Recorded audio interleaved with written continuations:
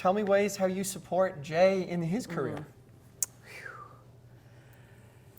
My impulse will be almost immediately to tell you what I do for him, but really one of the greatest ways I support him in his career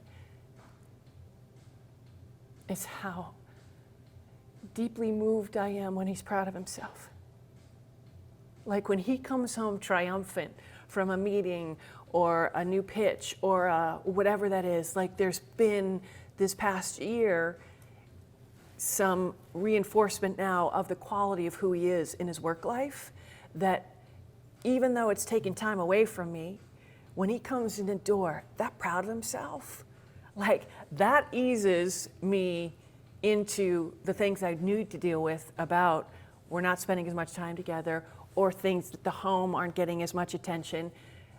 That, when I remind myself, I'd give anything to see that look on his face, to hear that timbre in his breath when he tells me about the win that day. Like, oh my God, I would do dishes until my hands fell off to get that. So yeah, I'll pick up the slack.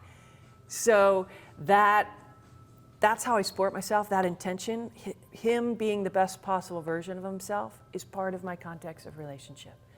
Like the result of being with me is that he gets to be the best version of himself. That's what I really want out of relationship. And then how it shows up in the doing is really that, is to recognize sometimes he needs to be reminded of what he has to be proud of when he's forgotten. Sometimes it is actual physical picking up the slack, like, yeah, of course I'll drive them somewhere, or yeah, I totally got the household duty, or you know what, I can live without the garage being cleaned right now. Like, I totally would do that to support you in what you're up to. But where it comes from, the who I'm being when I do it isn't, the sure, fine, I'll do it. But I'm expecting something in return, which is basically seeding my martyrism. So I want to be really clean on my motivation, why I'm doing it.